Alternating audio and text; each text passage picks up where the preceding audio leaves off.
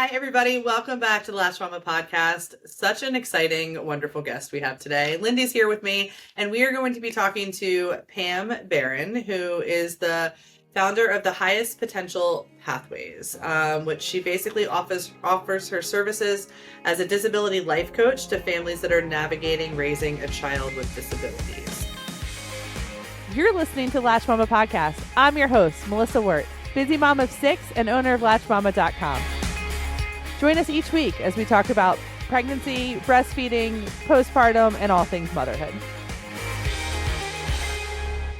I am so excited to have you here. Thank you so much for being here.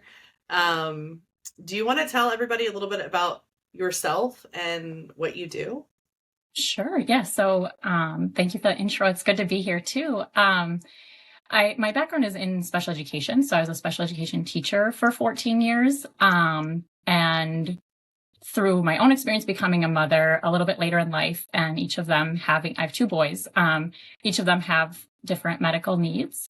So that kind of put me in a position that I needed to decide if I was going to keep teaching or not. And ultimately I decided to resign. This is my 2nd school year now that I've not been teaching. And through some of that kind of personal experience, I started a business. I started coaching families. And really, I kind of started doing that my last 5 years teaching, where I taught in a virtual school. So the parents were actually home with their children. A lot of them had different medical needs that prevented, success in the building.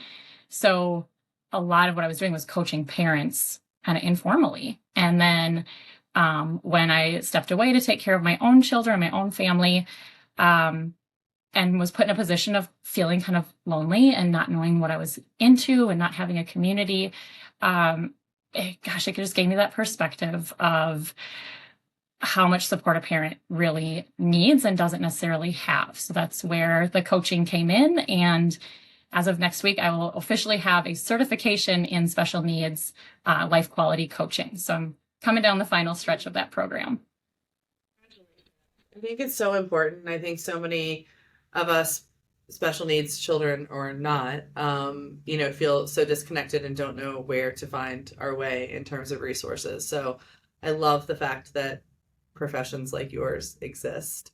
We were talking a little bit before we started about, we've always been careful about going kind of in this direction, especially even on the podcast. Because it's hard for us to always feel like we're getting the language right.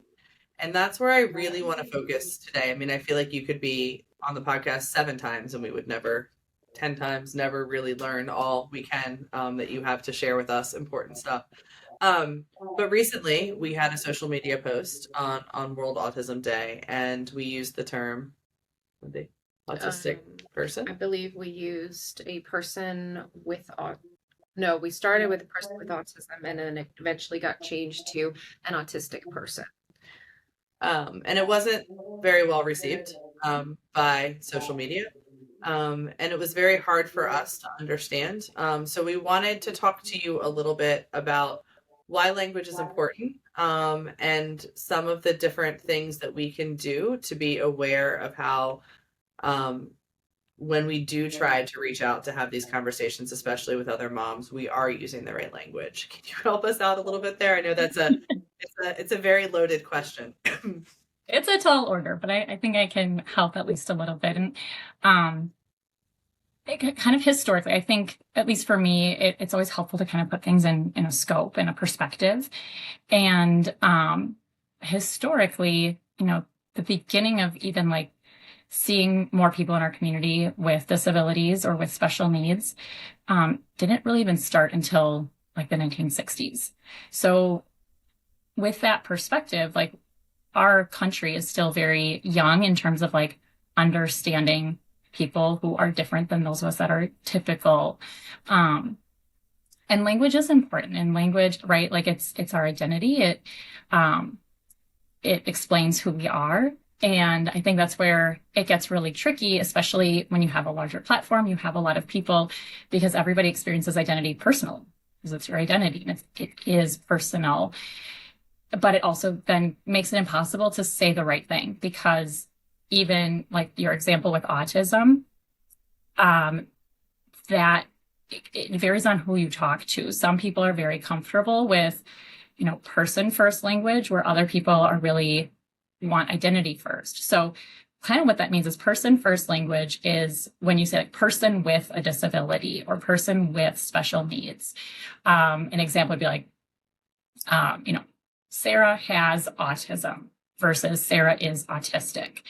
And when you say like the person is autistic, that's then identity first. And it really depends on population. So like the autism community, for example, has kind of taken that on as their identity to say, I am autistic. So that's been a recent shift. But I've talked to many, many families, and still some people still prefer to say like, I have autism, because by saying I am autistic, some people feel that gives them like that's like their only identity, and they have all these other things to contribute to who they are and what they're about. On the flip side to that, the Down syndrome community very much uses the person first language. So my child has Down syndrome. They're not called, like, to say something like a Downs baby is terrible. Like that is like up there with the R word. It is not something that you say in the community or to anybody. So I think the tricky part is like when you're speaking with individuals and when I coach families, one of the intake questions is, how do you identify? How does your child identify? What language do you prefer I use or don't use?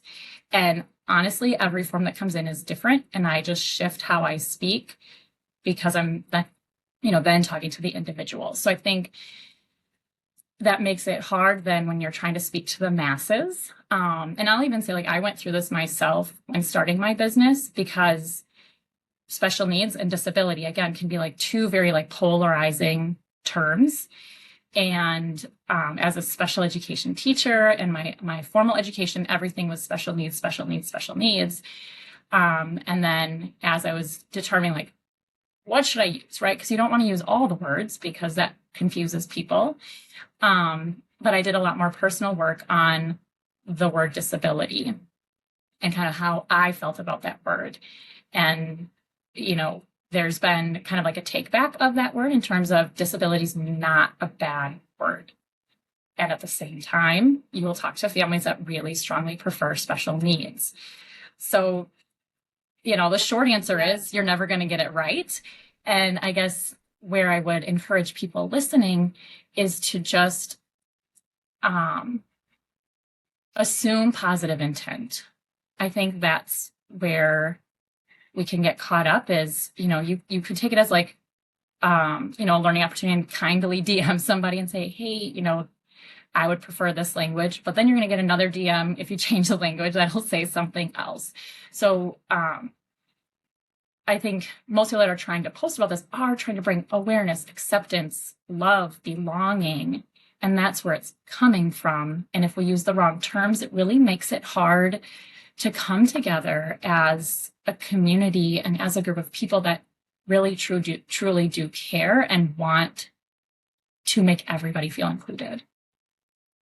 I love that. I mean, I just learned something super new. You want to talk a little bit about how you felt when you saw the word disability all over her website? Yeah, it was just interesting. Things about it. Not really big. I just looked at my kiddo. I have one kiddo that we don't even like. I guess he falls on the spectrum. We had him tested when he was like 3 or 4, and even like I know like some of like the high functioning and all that is not even used a whole lot anymore. But I don't know. He's 14 now and he thrives in public school. And over the years, we found a little social group that he really loved. Kind of one-on-one wasn't what we needed. We found a little group setting, and he's taken a break from that for just a little bit. But it's definitely been an interesting journey. But I look at him and he has so much kind of emotional and connection skills that a lot of my other kids just don't have. And so when I look at him, I see such an able human being. And so it's an interesting discussion with the language. And I love the perspective that you come from, in that maybe in some communities there's a little bit more of a right and a wrong and what's acceptable and what's not. But I think for the most part, it's coming to that family and getting to know them and how they, how they view what they're going through, and the wording that you guys would like to use together as a team. So I really love that perspective. So Yeah, and it is like I'm a fairly new business, right? I've only been open about 16 months.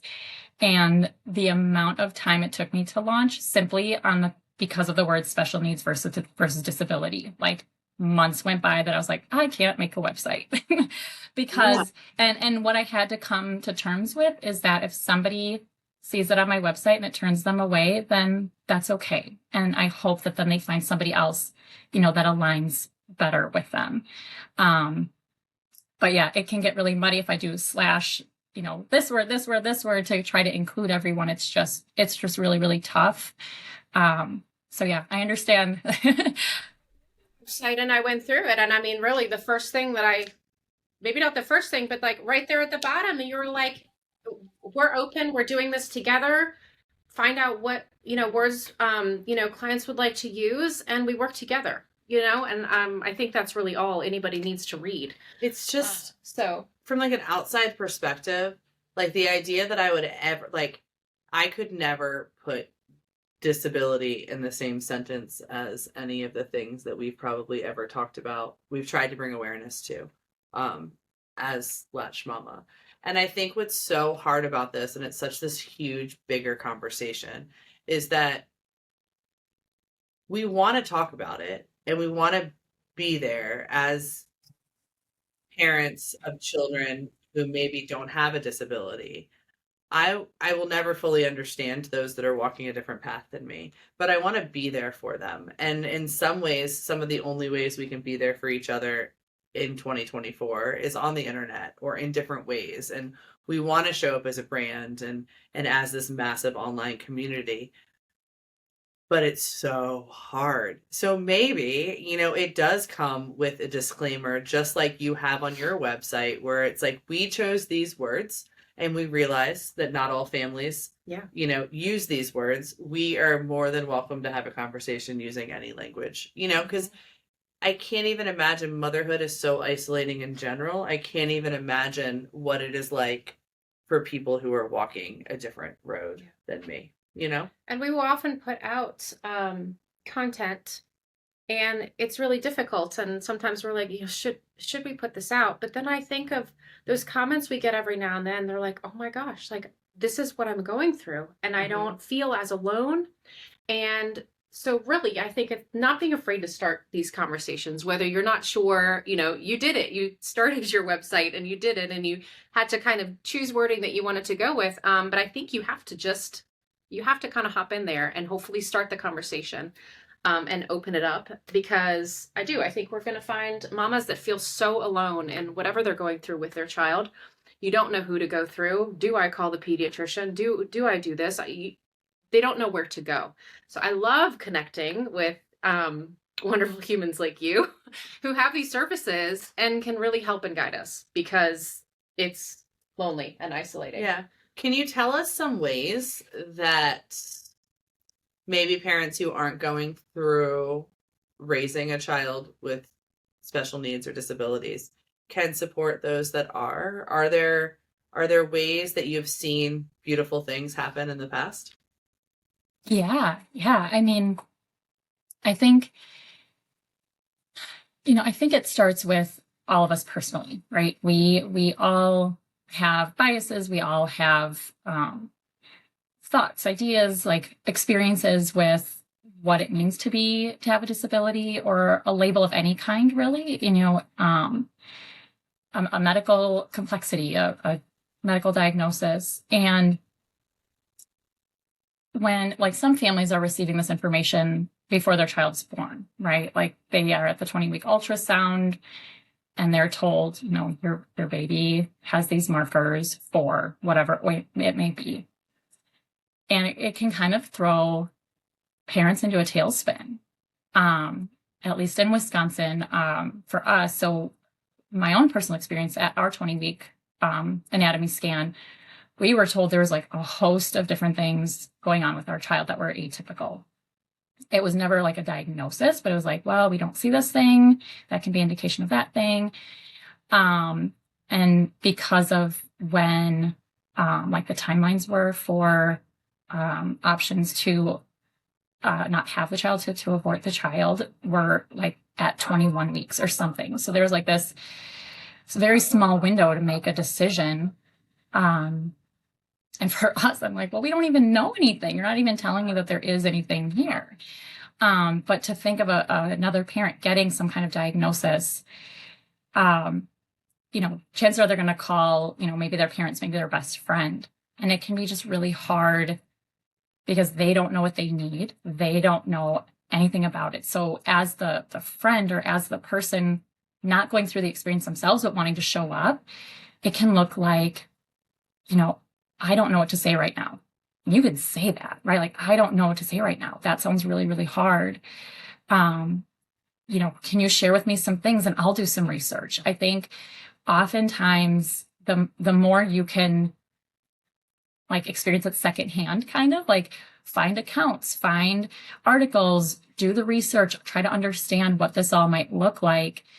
That way you can just kind of have that at least book knowledge, if you will, about what's going on.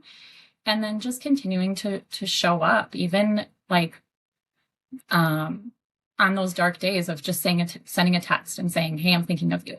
It doesn't have to be complicated. It doesn't have to be, over the top. I would say, like Lindy, in your experience, your child got a diagnosis later, and that often happens as well. Or, an accident happens and there's an injury and that changes things for a family. I think it's important there to just, again, like I would even say, like, go to that friend's house and say, can I just see a day in your life? Can I just help so that this can help me understand your experience? Like you still get to go home and, have your life the way it is, but can I step in and learn some of these things? If you have a friend whose child uses a feeding tube, can you learn how to use that equipment and clean the equipment? I've also seen people say that it's really helpful to keep sending the invites. Can you come to dinner? Even if you get denied every single time for 3 years, keep inviting the parent out and they will come when they can. Or on the, to take that another step to say, what can I do to make this comfortable for you? Is there something I can set up at home that maybe you can bring your child along, or I can come and bring all this stuff to your house? To just really try to do as much as you can and take the planning and the decisions off the other parent, because chances are they're in another level of, decision-making overload and fatigue.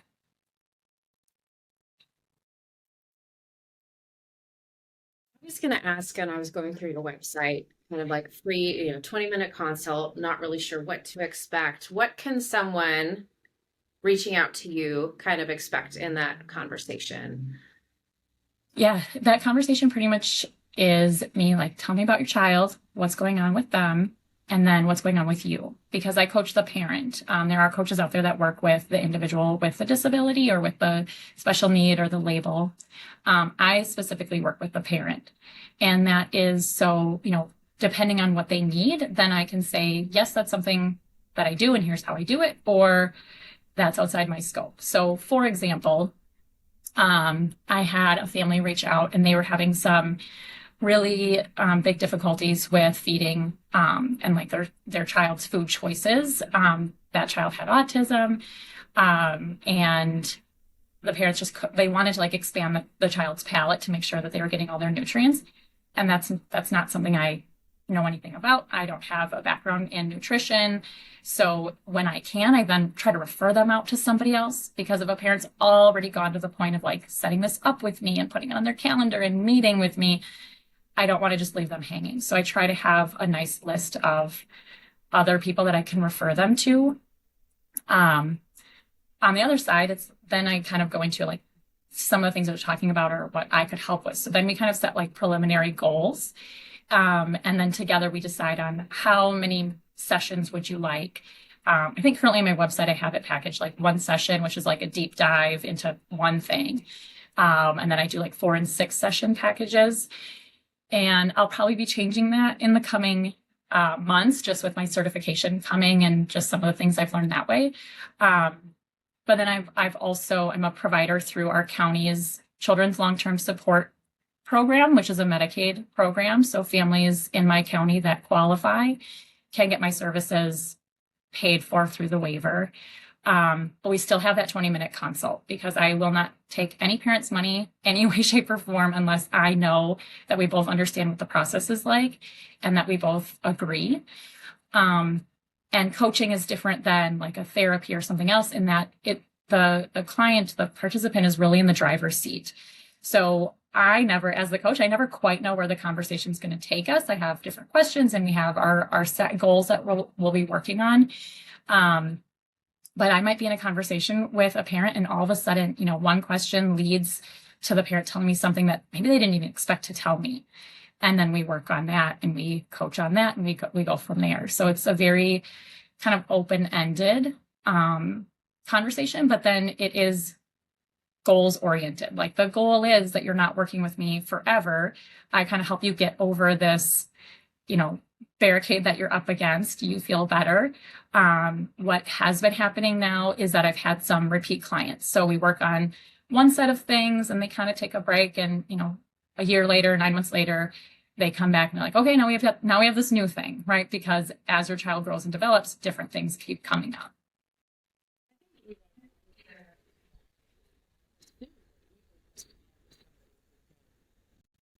Show up from a place of empathy and you can be honest and real with and from a non-judgmental place, almost like a therapist, but a therapist who is coming with a breadth of knowledge and personal experience in some of the things that you're speaking on. I can imagine that is probably like life-changing for people. And I noticed so on your website, kind of like the Home Life Into mention kind of IEPs and like 504, like it's another question we get all the time. Yeah. You're able to kind of offer support, to kind of bridge those as well. Is that right? I'm sure with your 15 plus years experience in the classroom, you're able to kind of be an advocate, for families in that area. A little bit. So I don't do the advocating. There are advocates out there and they have a very important role in what they do. I take the information and I coach the parents on like questions they might want to ask, or, let's read through the IEP and make sure the parent really understands what it's saying so they can go into the meeting feeling really prepared. Locally, I have attended meetings, but I do make it very clear that I'm not an advocate. What I do is I kind of just listen in and then afterwards I debrief with the family of like, okay, this is kind of what this part was, or if we have like a call before the meeting, we'll draft up like what things do you want to make sure that you walk out of this meeting like knowing that that's been addressed or that you've had a good conversation around whatever it is. And if that doesn't come up in the meeting, I might, nudge the parent and say like, hey, remember you wanted to ask about this thing. So I kind of think of it almost like a doula, right? Like the doula doesn't really have that like medical component, but they're there as the support for the woman birthing the child. So that's kind of how I explain it to some people. Like, we've watched so many people either internally here, like as a company, navigate the IEP process, as well as on our Facebook group. And I love what you just said. It's like a doula to walk them through this process to learn, because I feel like sometimes human nature in general, when you come from this place of overwhelm, no matter what the situation, your self-advocacy starts to shut down and shame and self-doubt and insecurity creeps in. No matter what the meeting's about or no matter what's happening in life, because you're so overwhelmed in general. You leave the meeting and you're like, I forgot to ask this. I forgot to ask this, and I don't know what's going on. And they're using acronyms and they're using terms. And what does that mean about my child? And then you're like 10 years up the line. Yeah. My kids are homeschooled and still I have those moments where I'm like, is he ever going to learn how to read? Is this one ever going to be able to pronounce their R's? So like even outside of the public school system, I feel like as a mom, you kind of walk this line of, okay, we need to be focused on right now and this obstacle we're getting through. But also my brain is at, 10 years from now, are they going to have a job? Are they going to be living in my basement? Like it's just, you know what I'm saying? Yeah. Though? Like it's true, because I feel like we have to, and the idea that there's somebody like you out there who is showing up in those moments is just the most wonderful thing. Yeah. Yeah. I think it's wonderful. I think it's really, really cool. Are there a lot of you out there? Like, is this a... No, no, not at all. I know there's like a lot of like family and parent coaches. The certification that I'm in right now is through Terry Inc. It's the Teaching, Education, and Resource Institute in California, and they started the special needs life quality coaching. I believe it started like they have like their own campus where they're helping all kinds of, everywhere, children to adult and aging, people with primarily developmental disabilities. And I think through some of their experience on their own campus, they then built this training program. So right now in my cohort, I'm the 39th cohort. And in my group, I think there's only 8 of us. And I don't know if that's a bigger or smaller group than normal. So it's not a very large area. And I even, it's, as far as I know, it is the only coaching program offered that like specializes in coaching somebody how to be a special needs coach. And kind of going back to what you're saying, like IEPs and that kind of thing. I just want to let families know too that, one, I have a course on my website that can help families through that, but also I think an important thing to remember in those IEPs is 2 things. One, that IEP can follow your child into college. So I don't think a lot of families know that. The tricky part is that when your child gets to college, they have to self-identify, which means they would have to go into like the Department of Student Services and say, hey, I have an IEP. This is what it's for. These are the supports and accommodations that I need.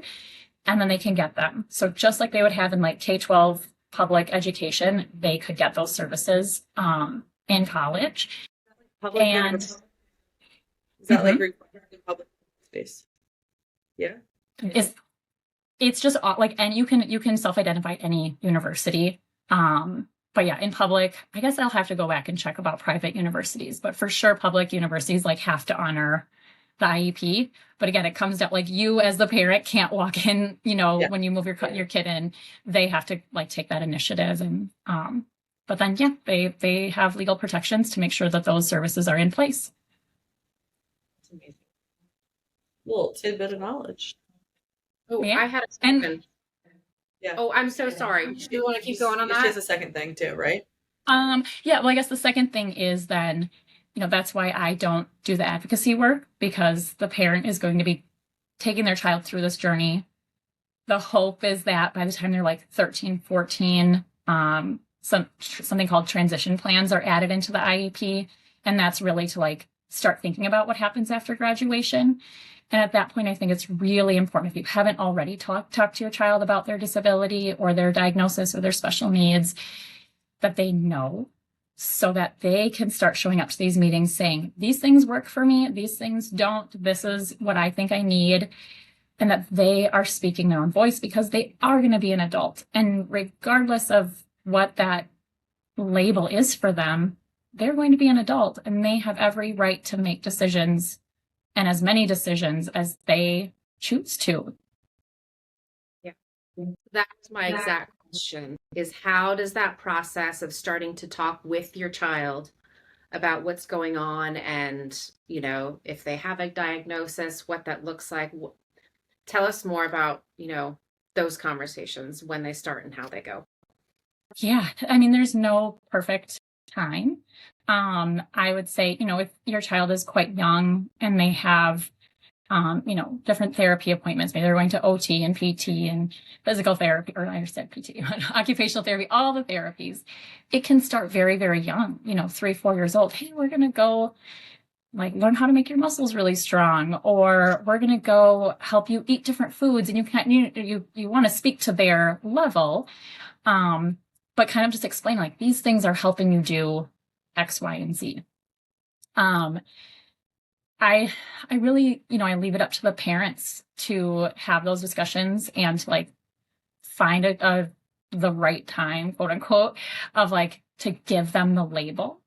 I do think it's important to have the word because that will allow them to do the research, find other groups, our kids are going to be in social media, whether we like it or not, they're going to find a way. So if we give them the terms and the words, they can find their communities and not feel so isolated. I would say, we all know our kids are very, very smart, and oftentimes they're smarter than we think, or they pick up on things that we don't think they do.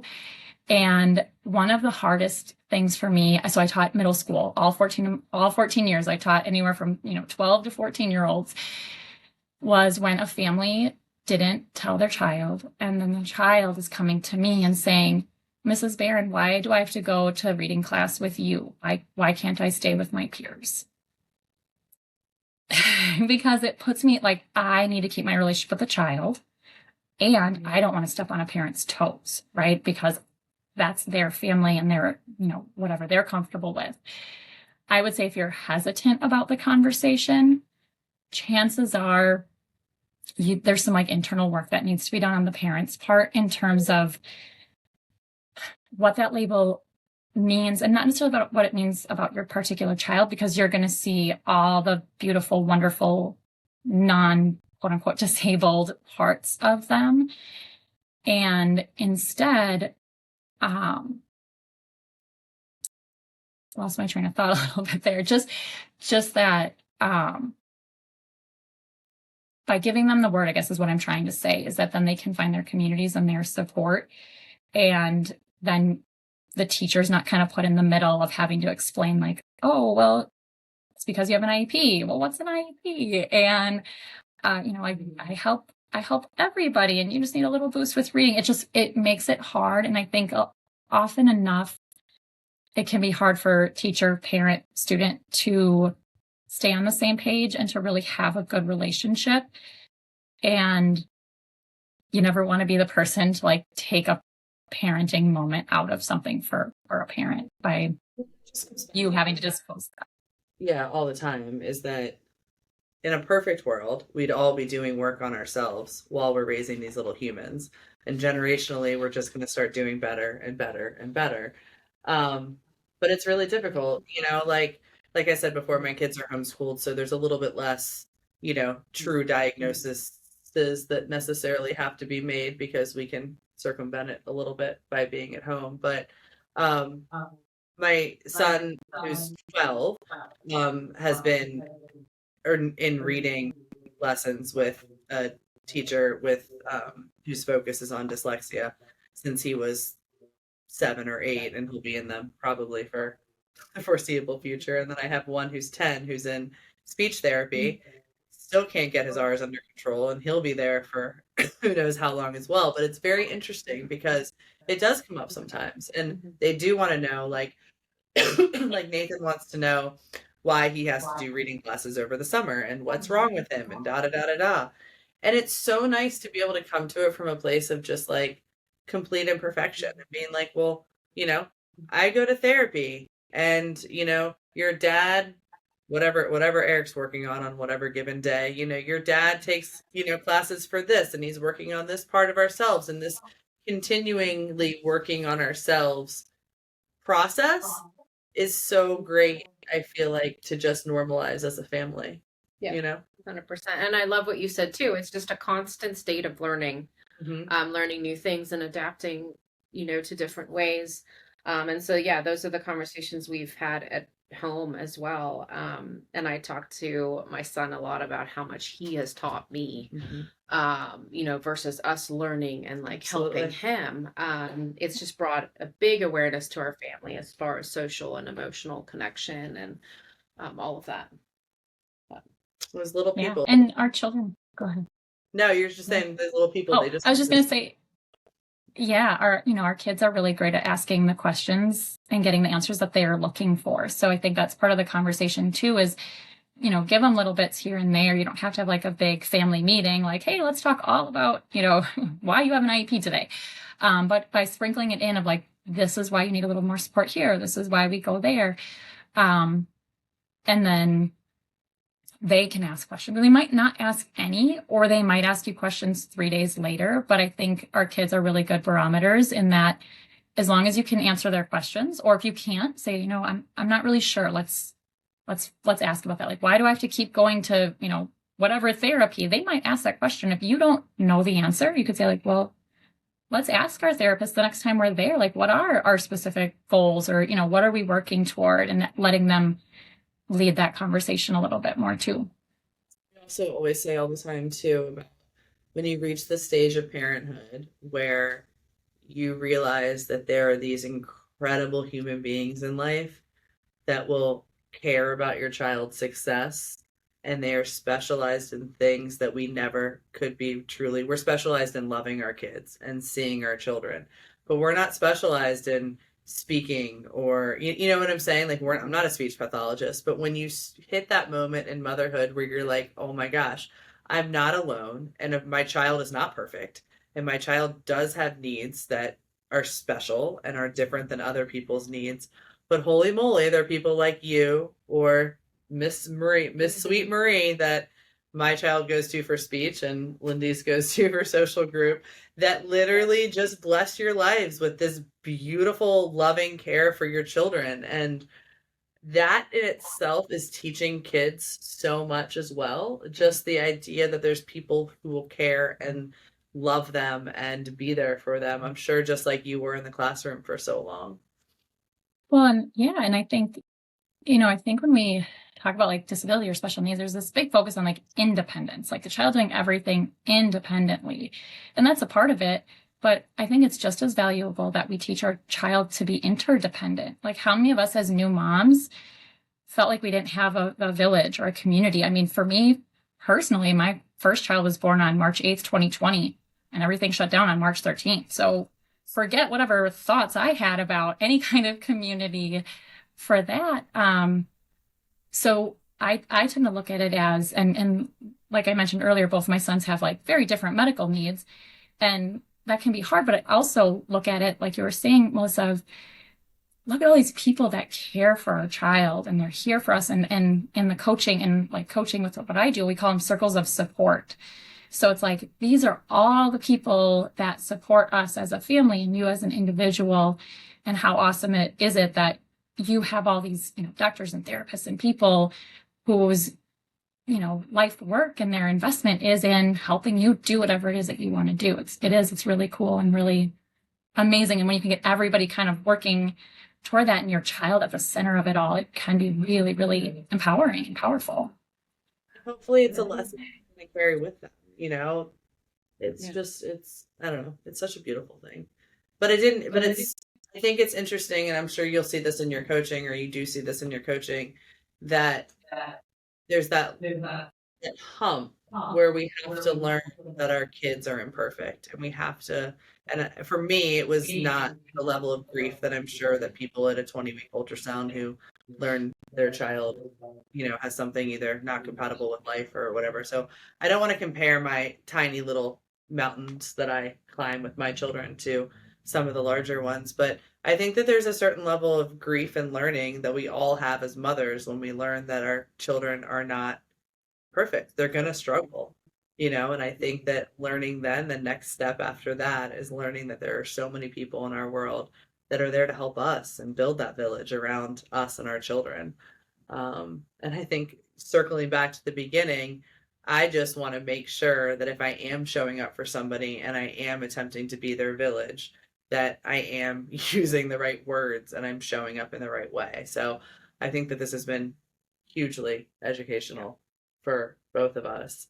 I still think, though, at the end of the day, the moral of the story is to show up, whether it's perfectly or not, whether you're using the right words or not. It's you try to show up, and then you do things like we're doing today, where you learn what you did right and you learn what you did wrong. But I don't think there's ever I don't want the message to ever be don't show up, Yeah. And that's that's part of it, right? Like, and that's part of how different, like why we have different laws that we didn't have in the 1960s. And part of that civil rights movement was people weren't talking about disability at all. People either they preferred not to, or it just wasn't part of our landscape. And I kind of see it as like, how awesome is it that we are arguing about this and that we are, seeing enough of it that now I don't ever like to just like fight and be in contention, but it's like, hey, at least we're talking, at least we're seeing it, because not that long ago, even into the 80s, that there wasn't like inclusion like we see in classrooms now. Like people did not see disability in the community. It wasn't accessible enough to do that. So in some ways, too, it's like, okay, yeah, let's argue about it, because that means we're talking about it. We're trying to figure it out. We're trying to make it visible. And now let's, we're going to keep going. Imperfectly. I think that it's just such an important lesson. So thank you for showing up, for all of the people you show up. I still think the disability doula is like the best idea of kind of what you do. I don't know if I can like steal that at all, but it's a good way to explain it to people. I think that could talk more to your clientele than anything else, as people become more used to what doulas do. I love it. I think it's incredible. I hope there's more of you in the world, and just keep doing what you're doing. And thank you.